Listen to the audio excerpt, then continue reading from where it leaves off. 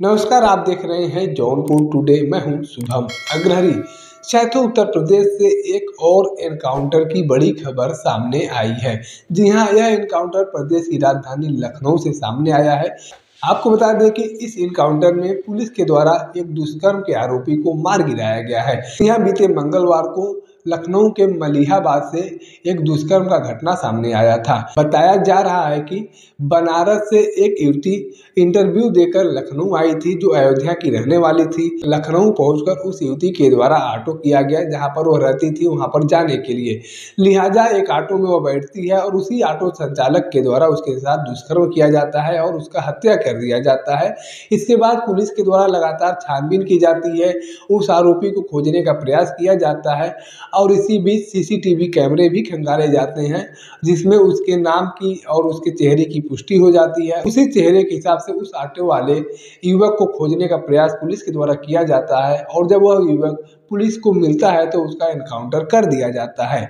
जी हाँ, यह पूरा घटनाक्रम बीते मंगलवार का है और पुलिस का कहना है कि अजय द्विवेदी नाम का यह युवक जो ऑटो चलाता था, उसके द्वारा एक अयोध्या की रहने वाली युवती के साथ दुष्कर्म किया गया और हत्या किया गया था। इस पूरे घटनाक्रम में अजय द्विवेदी का भाई दिनेश भी शामिल था। पुलिस के द्वारा सबसे पहले अजय द्विवेदी के भाई दिनेश को ही गिरफ्तार किया गया था। दिनेश को जब गिरफ्तार किया गया तो एक के बाद एक सारी घटनाओं का परत खुलता चला गया। पुलिस के द्वारा सबसे पहले मुख्य आरोपी अजय द्विवेदी के भाई दिनेश को ही गिरफ्तार किया गया था। उसके साथ पुलिस प्रशासन ने पूछताछ किया और कल रात लगभग 9 बजे लखनऊ के मलिहाबाद में अजय द्विवेदी, जो इस पूरे दुष्कर्म का मुख्य आरोपी था, वह लखनऊ के मलिहाबाद में देखा गया था। पुलिस प्रशासन के द्वारा जब उसे रोकने की कोशिश की गई तो वह युवक रुकने के बजाय पुलिस वालों पर ही फायरिंग करने लगा और उसके जवाबी कार्रवाई में जब पुलिस के द्वारा गोली चलाई गई तो यह गोली जाकर सीधे उसके सीने में लगी और जब वह घायल होकर वहां पर गिर गया तो पुलिस प्रशासन के द्वारा अस्पताल ले जाया गया तो वह मृत घोषित हो गया। यानी कि एक और successful encounter Uttar Pradesh police के द्वारा किया गया है। पुलिस प्रशासन का कहना है कि बीते मंगलवार को इन दोनों भाइयों के द्वारा अयोध्या की रहने वाली युवती के साथ दुष्कर्म किया गया और दुष्कर्म करने के बाद उसका हत्या करके लखनऊ के मलिहाबाद में स्थित एक बाग में उसका शव छोड़कर दोनों भाग निकले थे। और जब पुलिस प्रशासन को इस घटना की जानकारी मिली तब से लगातार पुलिस प्रशासन उन आरोपियों को खोजने का प्रयास कर रहा था जिनके द्वारा इस घटना को अंजाम दिया गया था। पुलिस प्रशासन के द्वारा, लखनऊ प्रशासन के द्वारा युवती का भी शिनाख्त करने का कोशिश किया जा रहा था और शिनाख्त तो हो चुका था, लेकिन युवकों की गिरफ्तारी नहीं हो पाई थी जिन लोगों के द्वारा इस घटना को अंजाम दिया गया था।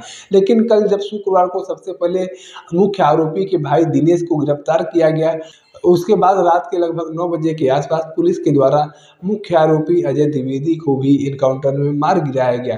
पुलिस का कहना है कि दिनेश के द्वारा जब पूछताछ किया गया तो दिनेश ने बताया कि सबसे पहले तो अजय के द्वारा ऑटो में उस युवती को बैठाया गया और अंधे पुल के पास पहुंचकर हमें फोन किया गया और उसके बाद हम भी उसी ऑटो में सवार हो गए थे और दोनों लोग उसी ऑटो में बैठकर मलिहाबाद गए थे। मलिहाबाद में उस लड़की के साथ दुष्कर्म किया गया और उसका गला घोंटकर हत्या किया गया। जब तक वह गला तब तक घोटा गया जब तक कि उसकी जान नहीं निकल गई। लगातार लड़की के द्वारा विरोध किया जा रहा था, लेकिन दोनों भाइयों के द्वारा एकदम क्रूर तरीके से हत्या किया गया और हत्या करने के बाद उसी मलिहाबाद के पास एक बाग में उसका शव छोड़कर हम लोग भाग गए थे। मतलब कहने को तो हमारा देश आज़ाद हो गया है। 75 साल से ज़्यादा हो चुके हैं आज़ादी के और 100 साल की ओर यानी कि शताब्दी की ओर बढ़ रहा है, लेकिन आज़ाद नहीं हो पाई है तो हमारे घर की माँ बहनें, नहीं आज़ाद हो पाई हैं तो हमारी बहन बेटियाँ।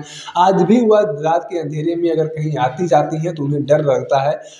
लेकिन अगर आज़ाद नहीं हो पाई हैं तो हमारे घर की बहन बेटियाँ, अगर आज़ाद नहीं हो पाई हैं तो हमारे घर की माँ बहनें, आज भी वह घर से बाहर अकेले नहीं जा सकती हैं, वह रात के अंधेरे में कहीं नहीं जा सकती हैं। अगर वह जाती हैं, अकेले जाती हैं, रात के अंधेरे में जाती हैं तो उनके साथ इस तरह का घटना सामने आता है।